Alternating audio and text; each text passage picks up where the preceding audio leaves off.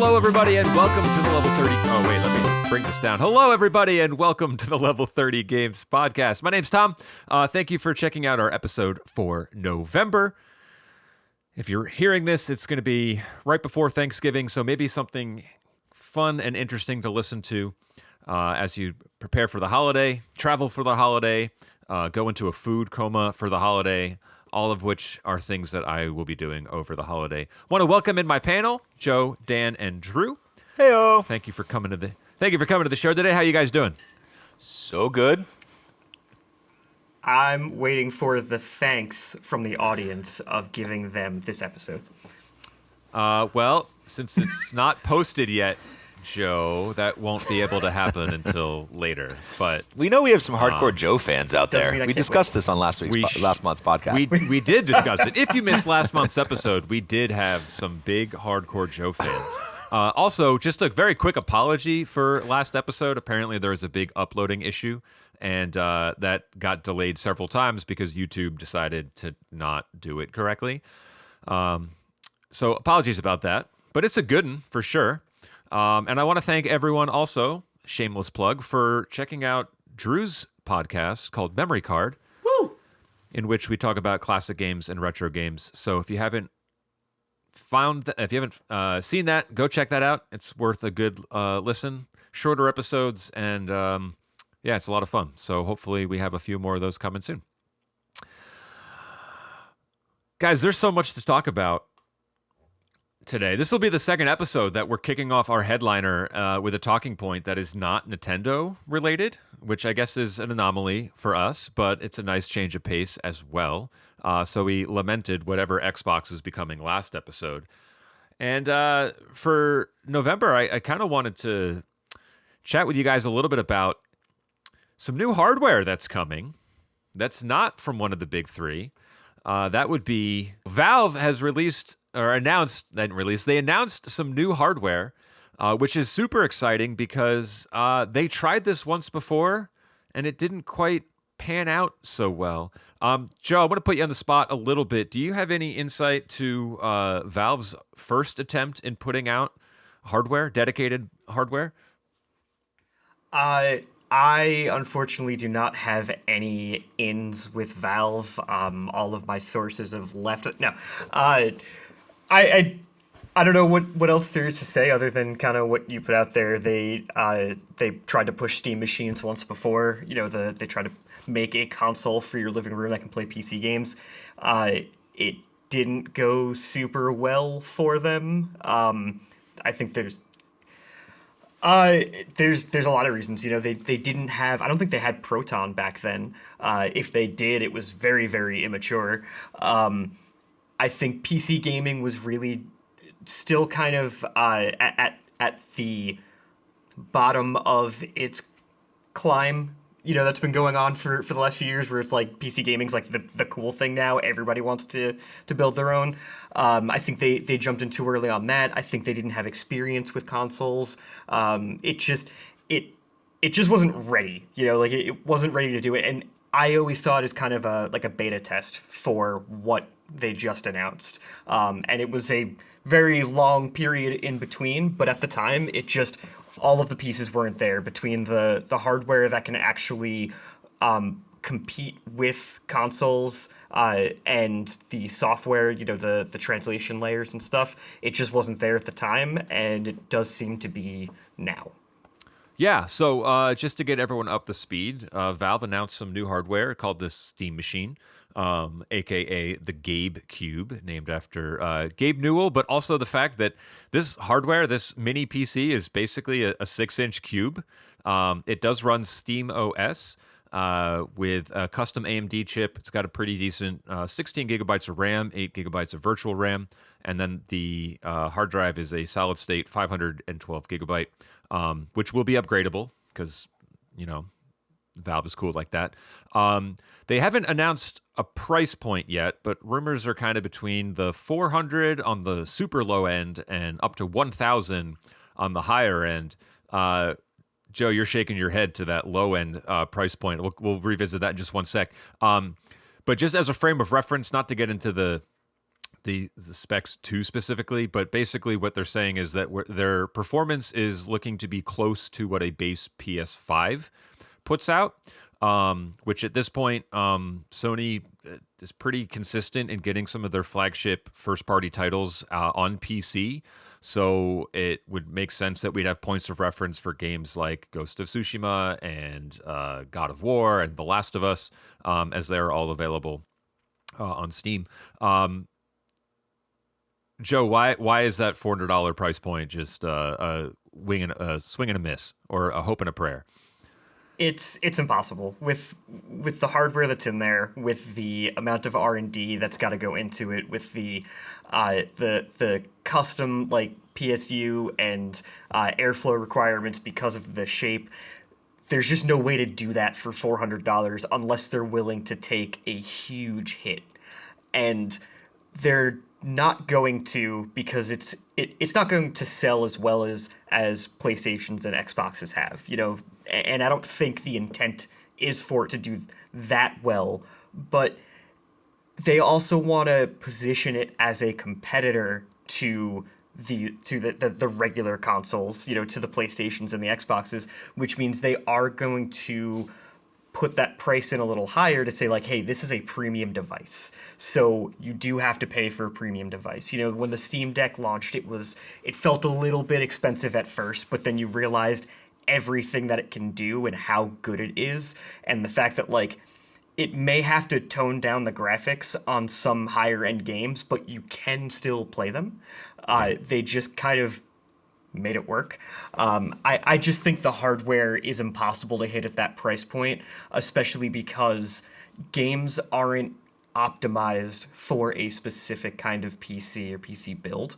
So you lose a little bit of the performance on PC games versus PlayStation and Xbox games and Nintendo games, because they can tailor them specifically to the hardware. In that, for PC games, you have to make them work with a broad range of devices. Mm-hmm. So you kind of there's some overhead there, and because of that, you do have to pump a little bit extra power into those devices to get them to run with the same kind of fidelity that you do on console games. Yeah, and I'm wondering if the mentality behind the Steam Deck being like, well, yeah, it doesn't look as great, but I can play it on the go, will translate to something that we expect to look good because it's hooked up to the 65-inch TV. Let's bring Drew and Dan in on the conversation, and I'll start with Drew first.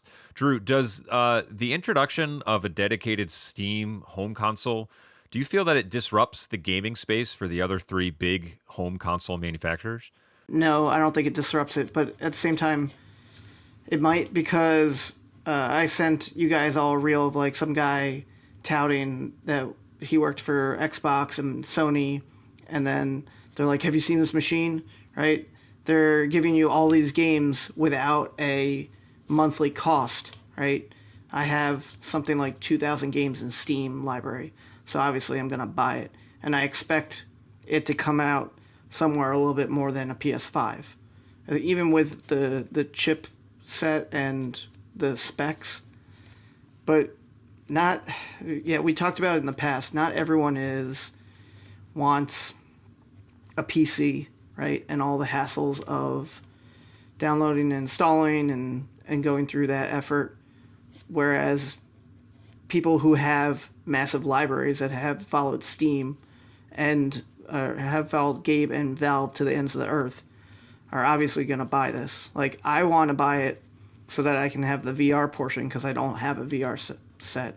And then I could play like Half-Life Alyx or like the Batman Arkham game, which is apparently so much better to play in VR, and one of the Resident Evils. But for the most part, like, there's still going to be those people who are strictly consoles, so that they don't have to set up all the specifications. They can just pop in a disc or download it and play it. Like, I know Steam does that, but at the same time, learning a whole new UI can turn people off when it came to like Xbox, which we talked in the past. So it depends on how they do it. I mean, I just want one so that I can, again, catch up on a backlog of massive amounts of game, even if it's like something like Risk of Rain and I'm playing it on a 65-inch TV. I still think it would be fun, and I don't know. The only thing I don't like about it is that controller, but we can talk about that later. Yeah, well, the controller is its like own thing. I think the controller looks kind of like an eyesore, but it is obviously doesn't feel like it's being paired with the console. That's like you can pair any controller, any Bluetooth or wireless controller you can pair to this. So if you wanted to take your PS5 controller and pair it to the Steam machine, you can. So I think that's one of those things they're looking at to say it's not going to be that expensive because we don't have to pair an $80 controller that we would sell with it. You can bundle it, maybe. I don't know. They're probably already in your home. But I guess to get Dan's input, when it comes to your PlayStation games, your Switch games, your Xbox games, and now just as the blanket statement, PC games, Dan, do you see any world in which the console race as we know it starts to look a little different because of a potential surge of quote PC games in the living room, right? As opposed to the PCs in the office, the PC, you know what I mean? Yeah, I've talked about before, like the game library being a really big pro, like a Game Pass for Xbox. And I think for me personally, before I really was a game console person, I was a PC player. Those are like some of my most favorite games are PC games. And like I'd pay $1,000 to be able to play the original Gizmos and Gadgets again. That's all I got. That's all I gotta say. And so, really, like, $1,000 for Gizmos and Gadgets? I mean, there's some of those old games that you just like, unless you have Windows 95. And I know there's a lot of tech people out there that know how to do the emulators, that know how to do, those type of like conversion things from Apple Windows to Apple to Mac. I'm not one of them, and there's a whole slew of games that I haven't been able to play. And where Nintendo captures that nostalgia factor, I think there's a lot of old games that people would be like, yeah, I would shell out X amount of hundreds of dollars to play my childhood again versus X amount of $100 to play new upcoming games that I don't have I'm not going to get into something, Final Fantasy 16. I don't know where to start, but I will go back and play Choo Choo Rocket because that was fucking fun, right? Like, something that I think there is a world where there's is it going to majorly disrupt it? I don't see that, but is it going to? Will there be a new player in the console world? I think probably, yeah. Yeah, I kind of look at this, and I don't know. Let me know if you guys agree or disagree. Feel free to step in. You kind of look at the hierarchy of where these other companies are, and when you have like Sony kind of leading the fight in regards to the biggest, the greatest, the high fidelity, those are the titles that they're kind of known for. Nintendo is always kind of like, we're going to do our own thing, and you can expect great quality, and maybe the occasional kooky, odd decision, or just weird IP. I feel like Microsoft, and we kind of talked about this last month, being at the low end of the totem pole here might be at the greatest risk of just kind of being like, I'm drawing a blank on the word here, but like relevant. There you go. Thank you. Like being irrelevant, right? I mean, Microsoft has always touted putting games on PC, and so you're finding less and less of a reason to own an Xbox dedicated piece of hardware. And look, when you buy a new hardware console, as we all have this year with the Switch 2, you kind of buy it with the promise of these are the great things I'm going to get to experience.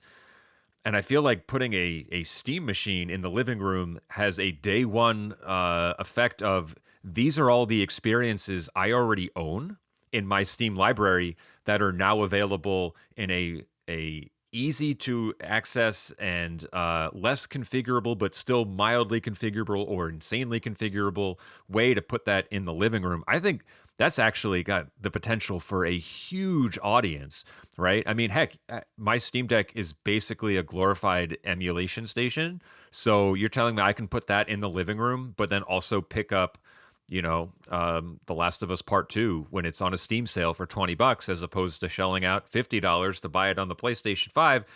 Hey, there's something to be said about that, right? Which is why, to Joe's head nod earlier, I don't think the price is going to be that low, because the reason that Nintendo can offset some of their console costs is knowing that they're going to make it up on the software end. I don't know how much of a cut, Valve normally gets from Steam sales, but I don't know. I'm kind of cautiously optimistic about this. I think it could be a really cool thing to have if the price point is good. My only concern, and if you guys have any concerns, please share, is that if you're telling me this is close to a base PS5, as rumors are coming out about PS6 and the next Xbox being in development. Okay, like, am I buying something or investing in something that is, from a spec standpoint, like, not going to be as great as what's coming in the next few years? I don't know.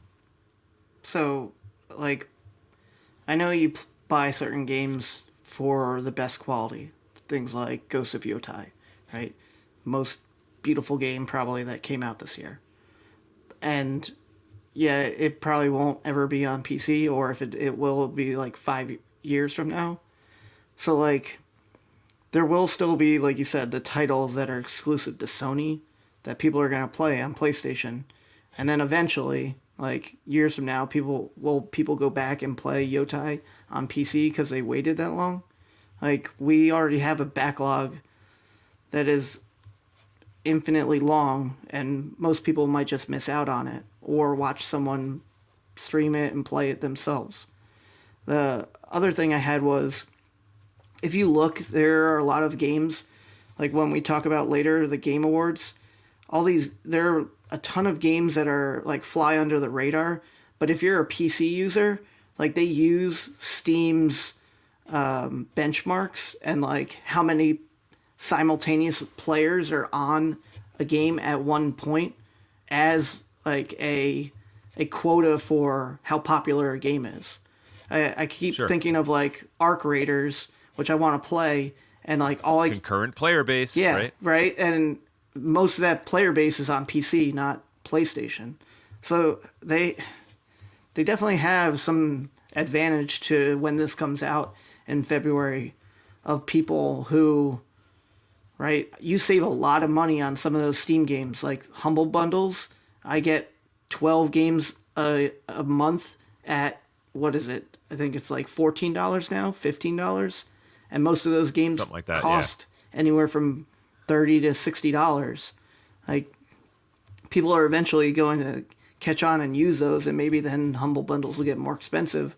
But for the most part, like, you're getting high quality games for very cheap, and much cheaper than PlayStation games that never go on sale. And even on Black Friday is like $10.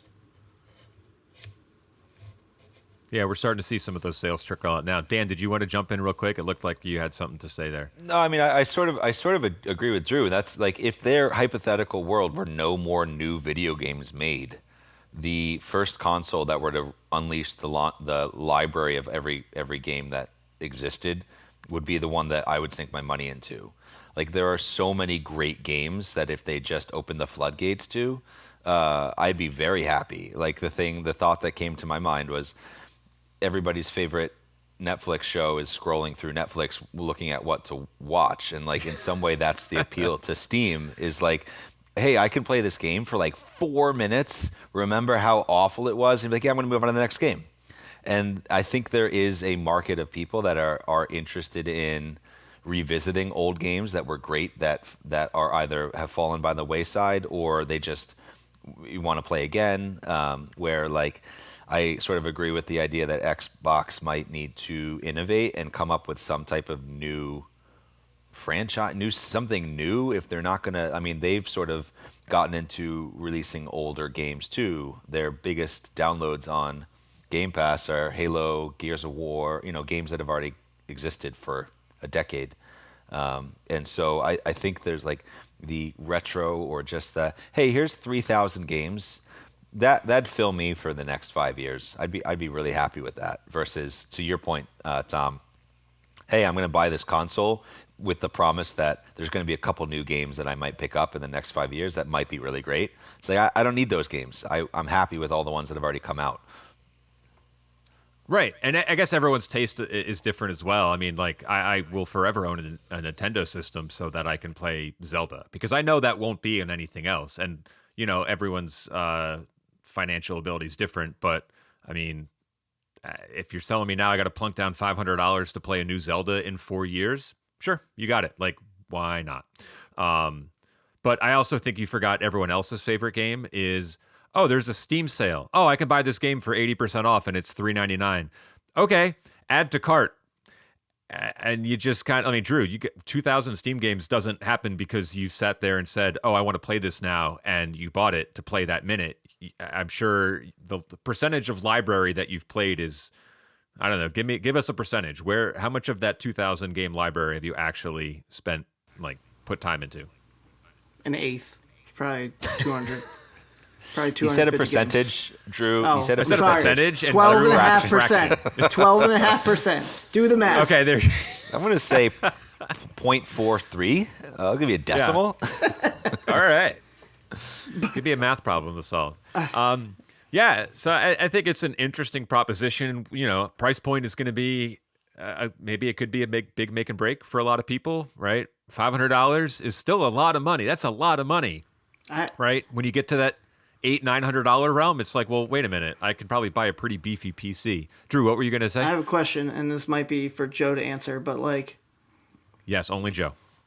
Honestly, like, I have all those games, but it all comes down to Gabe Newell surviving forever and being AI generated, because once he's gone, all those games are going to go away because literally the EULA states that, like, they can pull them at any time. You don't have the license, but, like, what is Valve's... Oh, yeah. Joe mentioned that before. He's got the kill switch. Yeah, but what is Valve's, like, revenue? Because, again, you don't pay Game Pass, like Dan said. You don't pay PS Plus. Is it just that they buy so many licenses and then sell those games, and when they sit there, they try to accrue a little bit more? I mean, they get a cut of all the sales that happen on their platform. So that's the majority of their revenue. So every transaction is a percentage, and that's how they make their billions of dollars. Yeah, I mean, they run an online marketplace, and that's pretty much how they all work. Right. So it's like a credit card company. Buy stuff, whatever you want, but we're going to take a little bit, and we'll make sure everything runs as well as it can. So then why is Sony, last question to pose, why is Sony and Xbox behind a Game Pass?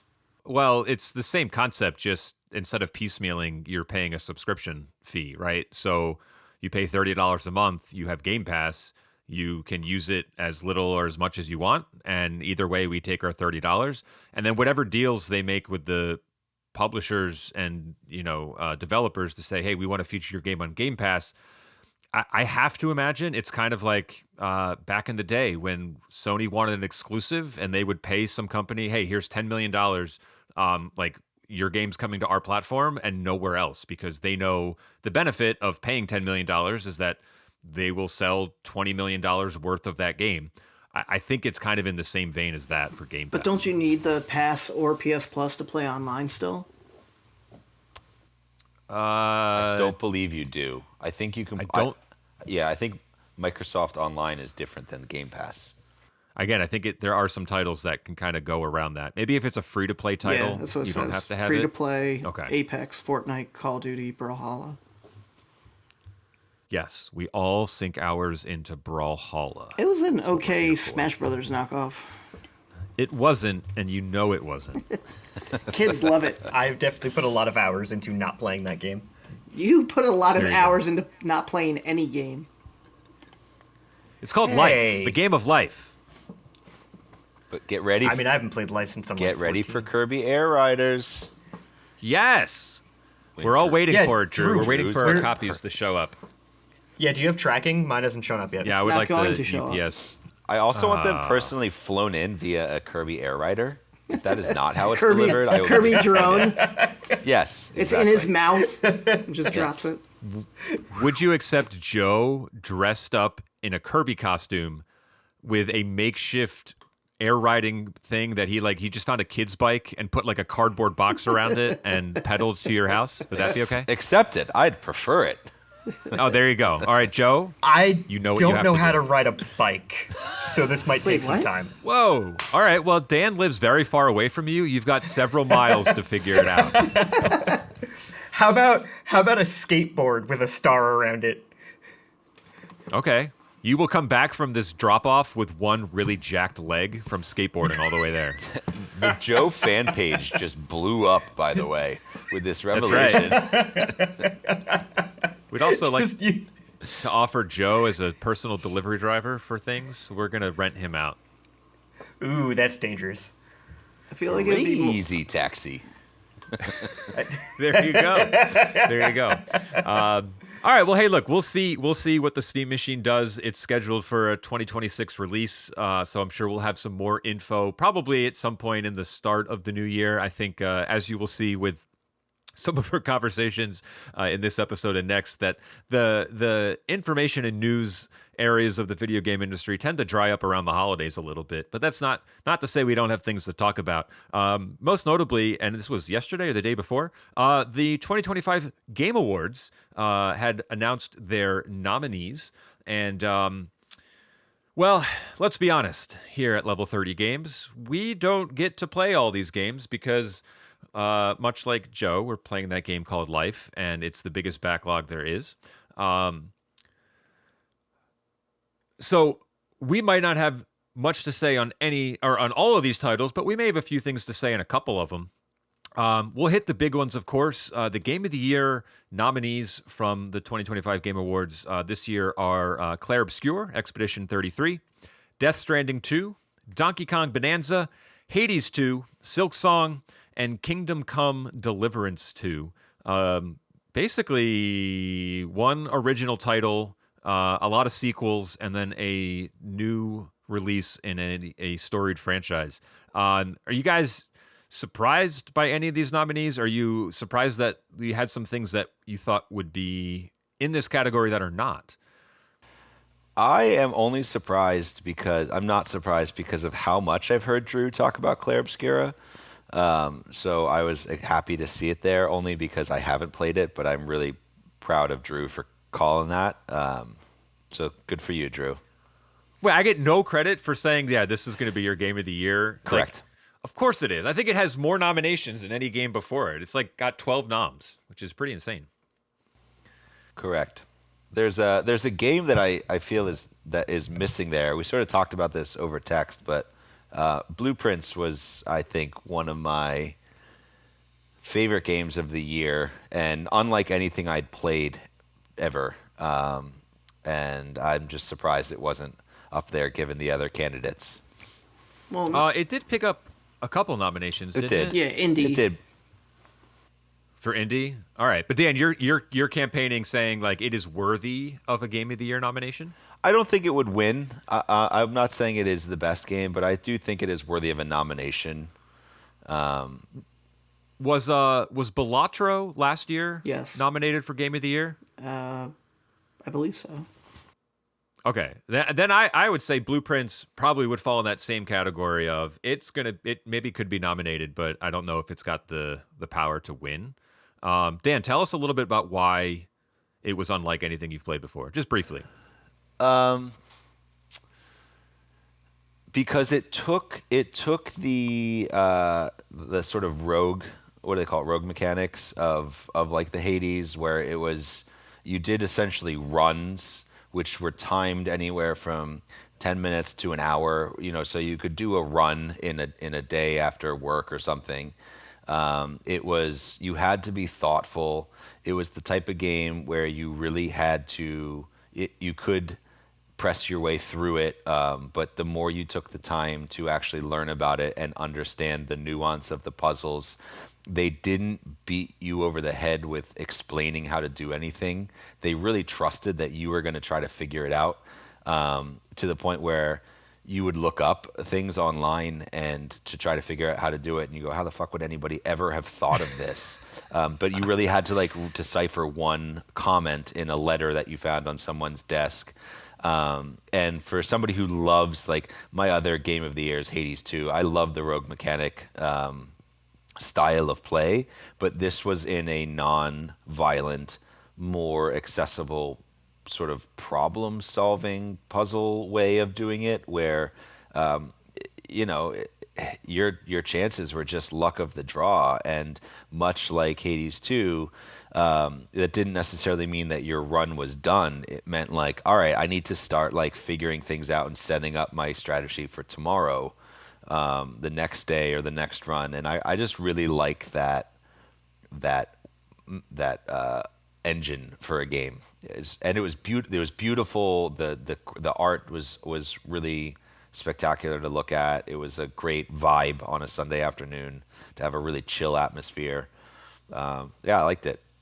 Wow, that might have sold it on me. And I have a question. You'd mentioned that sometimes it could take 10 minutes, it could take an hour. Was that how long it took you to do a puzzle, or did they say you have an hour to figure this out? Or No, so the and way the only reason I say that because I've heard things where it can be very like you play at your pace, and that the tone that you set with everything you mentioned, but also being able to not feel like I'm under the gun would be kind of cool. So the way that it works is that you have a certain number. You have to reach the end of this maze basically, and each room takes a step. And you have a certain number of steps that you get at the start of the day, depending on what you've done the day before. And so when you're in an internal room or in a room, there is no clock. Oh, cool. So you can take as long as you want. It's only when you go to the next room. And what happens is you build this like maze and you start to go, shit, now I actually need something, and it's like 8 rooms away. Is it worth it to make a run and take the 8 steps off my count? Or do but I can sidestep to this room over here and pick up this thing that might have appeared, add a couple steps. And so you start getting really, really strategic with how you play it. And because the rooms are essentially all randomized, it is totally like it's going to be a crapshoot as to what happens when I go to that door. Okay. Yeah.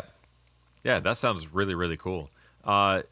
Drew, did you have a game that you feel should be in that category, or any category really, that is worthy of mention?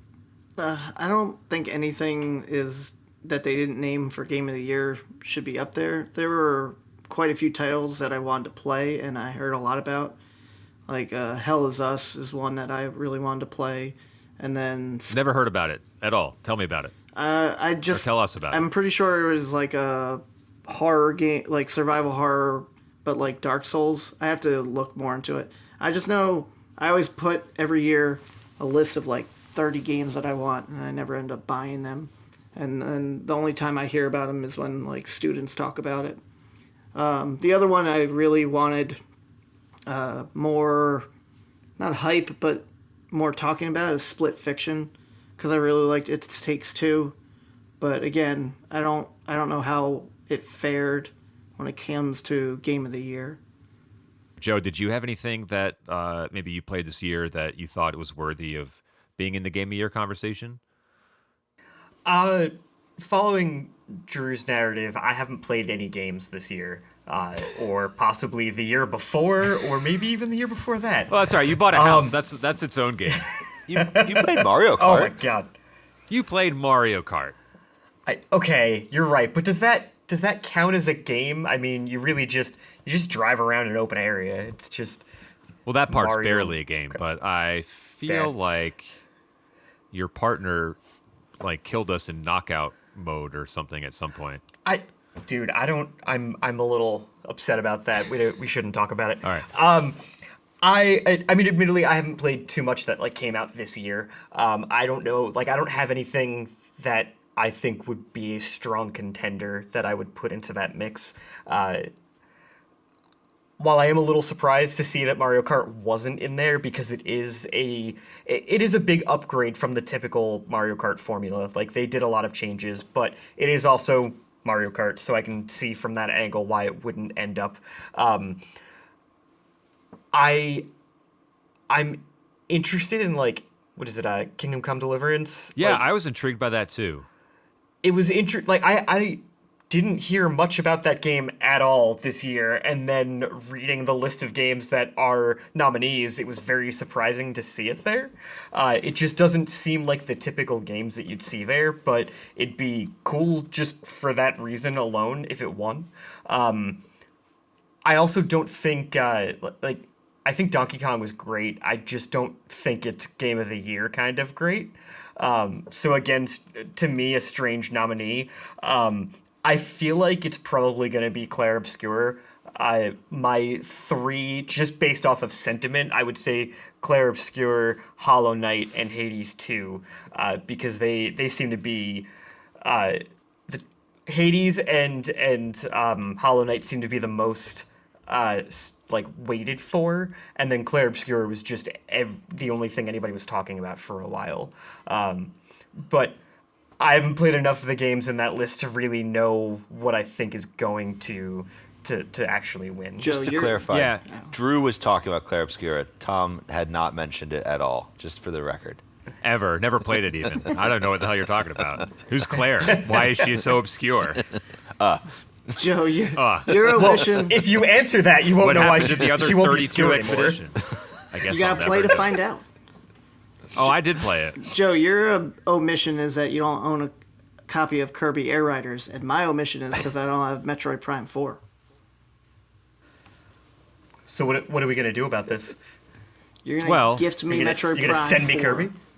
So that Kirby you- Air Riders came out at the day that we're recording this episode. So, Joe, you need to go buy it right now. Play it Skateboard. extensively for the next 10 hours, and then tell us it's better than every game on this list and why. Okay, you got it. Perfect. Sweet. On my way to the Nintendo store. Yep, because those exist. Hear me typing. Yep. The internet Nintendo store. Oh, okay. Got it. Yes. All right. Doesn't Excellent. exist. No, be- GameStop. You should, in fact, That's we want you fine. playing it on this episode by the end of this episode. It should finish downloading. So we'll just go to you live reaction. And I know you're not serious, but you need to be careful No, he is because I will serious. do that. I need to hear the no, I'm not girly serious because I don't. Joe giggle. I don't want anyone that drops $80 on a whim in the middle of recording this episode. He was Except gonna for buy Drew, it who anyway. promised- I didn't promised promise four it. episodes- four- you guys four promised it to You yourselves. know, you specifically said, because I bought a Switch 2 for you. Oh, okay. Yeah, that's right. Dan did, so you had to buy it. Play That Mario was how Kart it with me worked. once. You one time. One time. Right. Mario Kart once, Bomberman never, but Kirby Air Riders Bombermans are every so day bad. for the end of time. Okay, well, my only admission that I think should be up there, and I would say not even worthy of a win, but Ghost of Yotai was nominated in 7 different categories, and the fact that it was that heavily nominated but excluded from the Game of the Year, I think is kind of shocking. I don't know how well it would have done against what I think is the front runner in Clair Obscur. I mean, it's rare that a game comes out in April and then everyone says this is the greatest game ever, and then that stays true over the course of the remainder of the year. I think Clair Obscur did it. But I know Death Stranding's a pretty heavy hitter as well, and the rest of the games are sequels to things that have been improved upon. So I think Ghost of Yotai was worthy of a nom. It's a gorgeous game. The story is really kind of boilerplate, but just compelling enough where it's been worth pushing through. But it kind of has this feel of like, I just feel like anytime I'm not forced down the throat of the story objective to kind of just go, I just feel like I'm discovering a lot of things by accident, and it's been really cool to see some of the depth of some of these random side quests that you come across, or just, hey, that guy's being attacked, and I'm going to go save him, but then he tells me this story, and now all of a sudden I'm like, wait a minute, this is a whole separate thing. It's pretty wild how deep some of that goes, and is definitely worth your time. Even if you didn't play the first one, there's, as far as I can tell right now, no connection narratively, but like, the gameplay is refined. It's the story structure is really great. It's awesome. I would encourage any of you guys to check that out. Maybe when it comes to the Steam machine in 5 years, Drew will buy it in a humble bundle and not play it. Which one? Death Stranding? Oh, Ghost of Yotai. He wasn't listening. He wasn't paying attention. No, I agree with you with Ghost of Yotai. But like, He was all of these buying games, Kirby Air You didn't Riders. say the secret word. all of Clair these games Obscur. are sequels. Death Stranding 2, Hades 2, Silk Song, Kingdom Come Deliverance 2, Ghost of Yotai. I wonder how often a sequel wins Gotti. I feel like every couple years we have this where it's the sequels to games really improve and are very, like, the step up is just pretty monumental. However, I think we're going to find that as game development becomes more expensive, you're probably just going to see more sequels in this category because those are the ones that do well. So that's why, I mean, like, I'm pulling for Clair Obscur. It would not be shocking if it won. It'd be more shocking if it didn't. But not only is it, I think, the best game of the year, it's the studio's first game, and to see that kind of effort right out of the gate is really encouraging. Now, to be fair, that studio was founded by people that worked for Ubisoft, and left that company to go do their own thing. So, like, they have experience, but to say, this is the game we're making out of the gate is brave, honestly, in this world of sequels. So we'll see who wins. It'll be interesting. I don't know about you guys. I feel like every year we pay less and less attention to the Game Awards because it's a 4-hour long commercial for all this crap that we don't really care about. Anyway, before we get to our trivia today, just a couple things in the news that I don't know if you guys have any stray thoughts on. The first one I just will run through because I know you guys probably don't, but Nintendo did announce after saying several years ago that they were no longer be making Animal Crossing updates. They said, hey, here's a new Animal Crossing update, and it's coming out in January. It's pretty substantial as far as content goes, and if you want it on the Switch too, it's a $5 upgrade. None of you guys are Animal Crossing people, are you? That silence is everyone nodding their head no. I would be. Nodding is yes. I played with my partner, and we had a personal beef with the way the characters sounded. They annoyed the crap out of me. Small plug for 2 Points Museum, which is another sim game, which has been given a lot of my time lately. It's super fun, but I think I would love, on paper, I would love Animal Crossing, but something about it when I actually play it is quite annoying. That's fair. Yeah, I figured you guys weren't into it, but it sold like 50 million copies, so I thought I'd mention. I'm excited for it. The update seems pretty cool, and $5 for some, better performance on Switch is always good.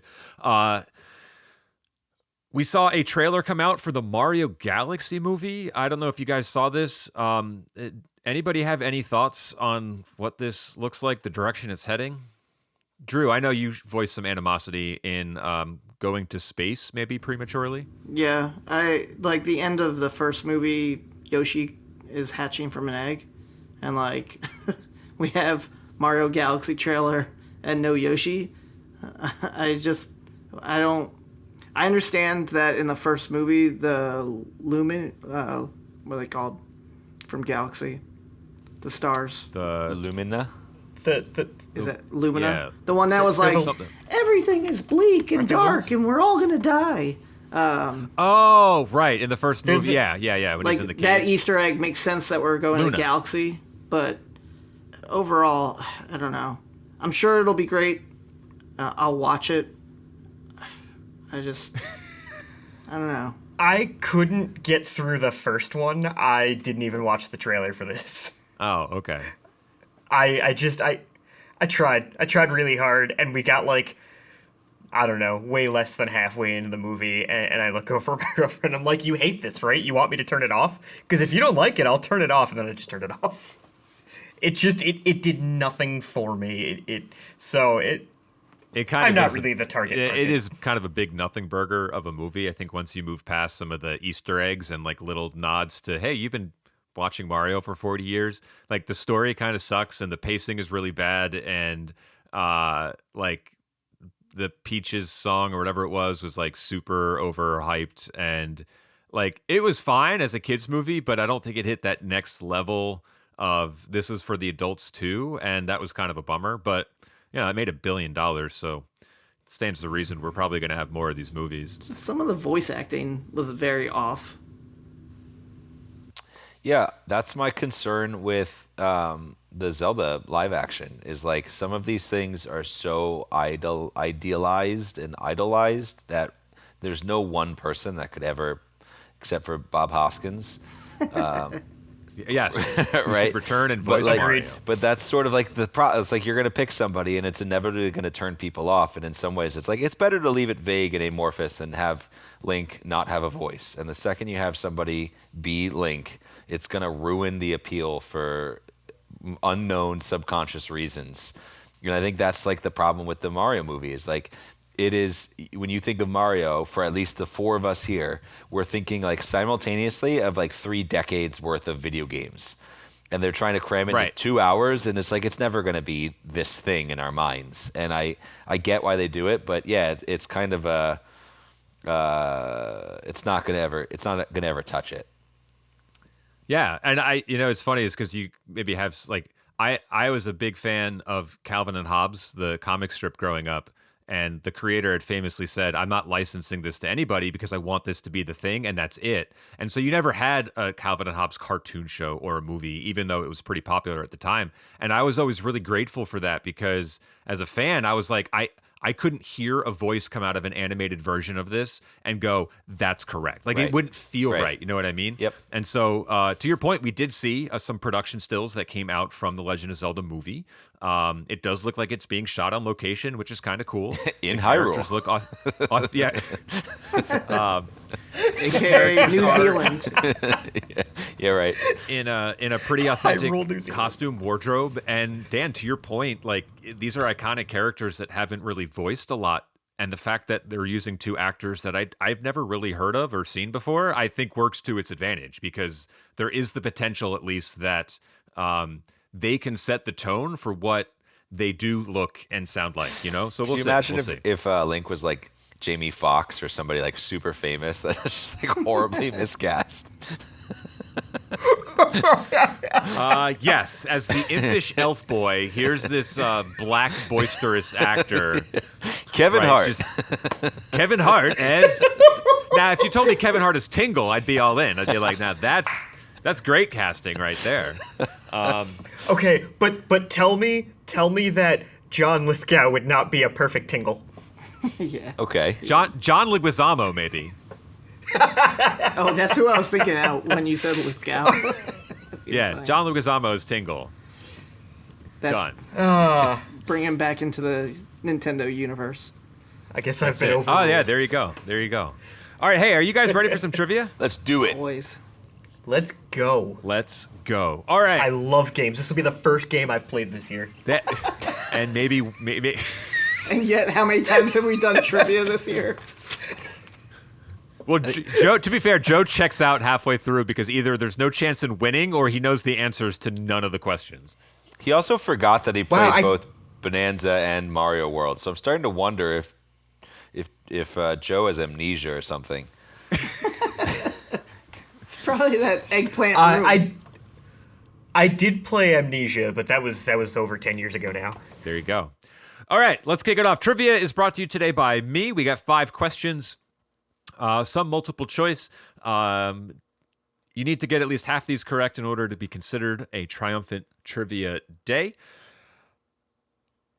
Here we go. Oh wait, that's the right button, but the wrong slider. Round 1. Question 1. Pokemon ZA was a recent release that Drew and I raved about in our recent episode of Memory Card. There's your shameless plug. Pokemon ZA features 231 Pokemon. We all know in the original Red and Blue, there are 151 Pokemon. Who is listed in the Pokédex as Pokemon 001? Is it A, Bulbasaur, B, Charmander, C, Pidgey, D, Rattata, whatever you want to say, or E, Squirtle? I'm pretty sure it's Bulbasaur. Yeah, I'm In Red and Blue or ZA? red and blue. Red and Blue. Oh, it's Bulbasaur. Bulbasaur is correct. He is listed as 001. And I believe the trend of keeping the grass, fire, and water starters in that order was carried over in ZA as well. So, all right, out of the gate, really strong. Maybe a layup, but either way, glad you got that one right. Let's get a little bit tougher. Round 2. Forgot I had hit the button for a second. Question 2. Voice actor Frank Welker, whose most well-known role has been with Scooby-Doo, voicing the character Fred since 1969, as well as Scooby himself since 2002, voiced a video game character in which movie? These are listed chronologically by release date, oldest to newest. Was it the original Super Mario Brothers movie, Mortal Kombat, Rampage, Detective Pikachu, or a Minecraft movie? Oh my god. Ruh-roh. Ruh-roh is What? right. What would the voiceover? You said a voiceover? Yes, he voiced a character. What would it have been in Super Mario? Yeah, that's what I was thinking. I don't know what. Uh-oh. Tommy is gone.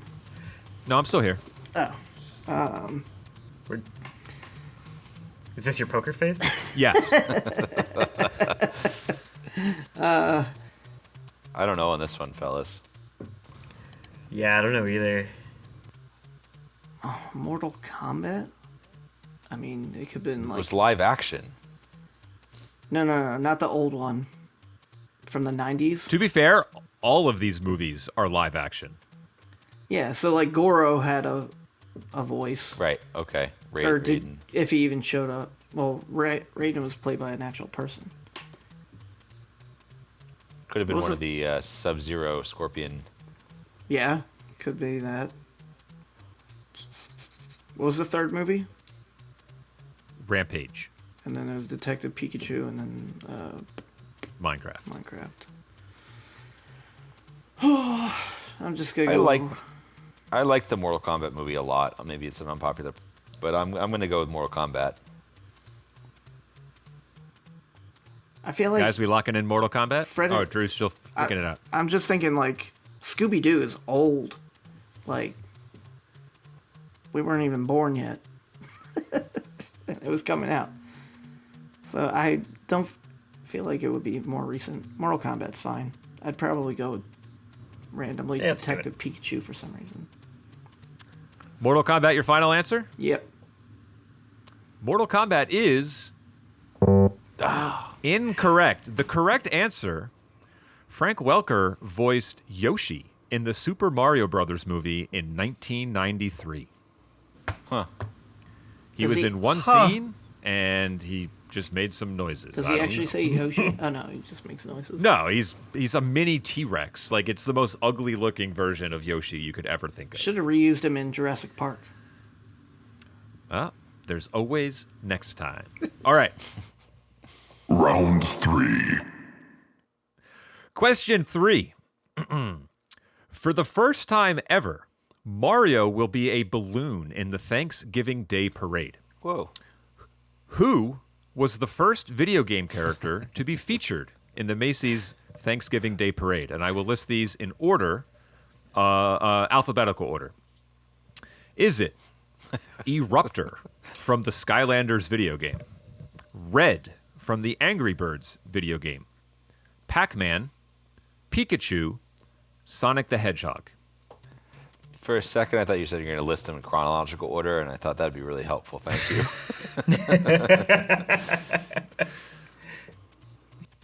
Something tells me it's between Pikachu and Sonic. I don't remember a Pac-Man float. There definitely was Yeah. an Angry Birds one. There was, but that wouldn't have been before Pikachu or Sonic. Was Skylanders that popular that they would have made a balloon of one? They couldn't be the first. So can we confirm that all these were in fact balloons, or some of them maybe not? No comment. Thanks. Yeah, so I think Pac-Man is a red herring. I think it was not actually a balloon. No, I think it might have been more recently.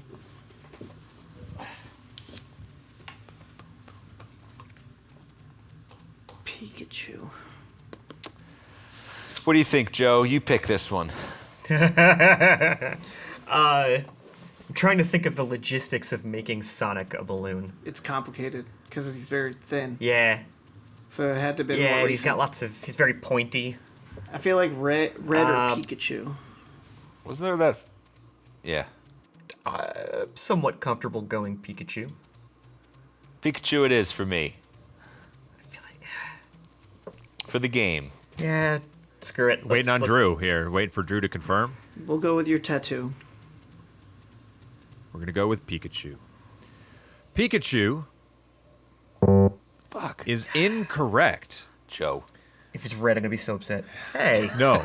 you agreed with me. It's your fault. I'm really glad I muted my camera because I've been like squirming over here every time you are like dancing around it. The correct answer in 1993, Sonic the Hedgehog was introduced as a float. Dan, you are correct. Pac-Man was a red herring because it's the oldest character on this list. Pac-Man will be a balloon in 2025 as well. So you were right in saying that Pac-Man has not been there, but he will be this year. Wasn't there that famous? Was that Uncle Sam and Sonic? Maybe that. I was thinking of something else. I don't know. There's a photo. Sonic, maybe. Sonic may have had a few iterations. I know Pikachu has had different iterations over the years. Sonic the Hedgehog 1993, Pikachu was in 2001, Eruptor from Skylanders, which apparently was popular, 2014, Red from Angry Birds 2015, and then Mario and Pac-Man 2025. Hasn't Angry Birds been out? Where does that put us? All right, so won. we're we have 1 we've got point. one. We've lost. Okay, we lost one the game. We point. have to get both to push. That's yes, correct. not entirely true because it's time for question 4. Round 4. And question 4 you need because it's an audio question, as question 4 tends to be. Are you guys ready for your audio question? We're ready. Are you still squirming over there? I'm still squirming over here because this one's a little inside baseball. But here we go.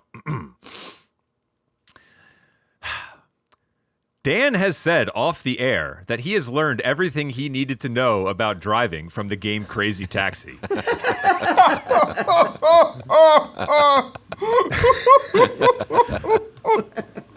The following You dick. is a clip said by which character from the character selection screen in Crazy Taxi 1? I will play the clip. If you know the answer without multiple choice, you can lock in 2 points. If you need the multiple choice, I will give you some selections for 1 point. Here is your soundbite. Yeah, we can have some fun. Nothing. Kevin Hart. Final answer. I think we're going to need the multiple choice. Yeah, I played Crazy Taxi like twice. Okay. You're for 1 point. Is it, and these are listed alphabetically, is it A, Axel, B, BD Joe, C, Gina, or D, Gus? I think it's BD Joe. That's my Would you like to hear it one more time? It doesn't matter. Here it is. Yeah, go ahead. Yeah, we can have some fun. That's the only character name that's ringing a bell. Gus feels like a bus driver for some reason. Yeah, I'm That's fine. in the game Crazy Bus Driver. Gus. I'm fine with your guess. I can picture him. Yeah, this one's for you. Remind me not to talk in front of Tom anymore. He might give me questions. All right, well, BD Joe. BD Joe Yes! is correct. Hey! All right. So we're tied now. I swear this happens every time. It comes down to the last question. We are 2 points, and we need this one to be put over the edge. Yes, the only other character I knew from memory was Axel because he had green hair, and I would usually be that guy. I also am now going to use the following soundbite when you guys are taking too long to answer. Shut up, move your butt. Oh God! Everybody, please answer quickly. That's right. Here we go for the last and final question. Round 5. Next month, Metroid Prime 4 releases, a mere 17 years after the third title in the series. Which of the following franchises has had the longest gap in between releases? These are listed alphabetically. Is it A, Earthbound to Mother 3, B, Fallout 2 to Fallout 3, C, Psychonauts to Psychonauts 2, or D, Streets of Rage 3 to Streets of Rage 4? Good Lord, it's right. Oh my days, as my students would say. Your students really say I- that? Yeah. That's so wholesome. I know. That's why I love it. Oh my days. I don't have a single inkling on this. I only recognized one of the game titles. I mean, Really? Fallout and Earthbound, but I didn't hear the Streets of Rage. I've never heard of that. Well, because we've never Surprising. talked about it, Earthbound's my favorite, so I know that's a 10-year gap, at least 10 years.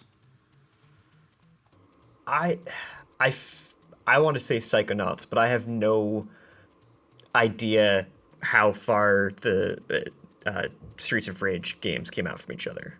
Like, I don't know what that gap is. So I don't have a point of reference for there, but otherwise I feel like it's Psychonauts. But Drew, you would still know better than me. Drew, we're putting our eggs in your basket, my friend. Lovely. Oh, that's silly.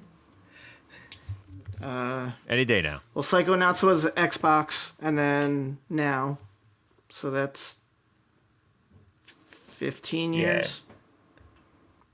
And I don't know when the last of Streets of Rage was. I feel like that gap has been forever, so I want to stick with that one. All right, so what's the final answer here? The Rage of Streets of Rage? Streets of Rage is correct. Awesome. Earthbound to Mother 3 was a 12-year gap. Fallout 2 to Fallout 3 was a 10-year gap. Psychonauts to Psychonauts 2, 16 years. Streets of Rage 3 to Streets of Rage 4. Streets of Rage 3 came out in 1994. Streets of Rage 4 came out in 2020. It was a 26-year gap between those Damn. titles. So congratulations, gentlemen. You were victorious in trivia for the month of November. And it was We're a going to have to do some... team effort. Every one of us got one right. This was a true team effort. I'm Awesome. proud of me for being almost right on the last one. For just being off by one. That would have been the very next one. Shut up, Tom. I see I'm proud of you being BD Joe. That's right. BD Joe. Not as good as BD Wong, but you know. Nothing. Oh, BD Wong is so great. And on that note, let's cue the music. Thank you, everybody, for listening to this episode of Level 30 Games, and thank you guys for being here today to talk some new hardware and some Game of the Years and kicking my butt at trivia. We hope you enjoyed the episode. Make sure you stay tuned next month as we're going to round out our conversation for the year on, I think we're going to get into some Nintendo-specific games franchises, make it one big, long Nintendo chat. Until then, we'll see you next time. Thanks, everybody.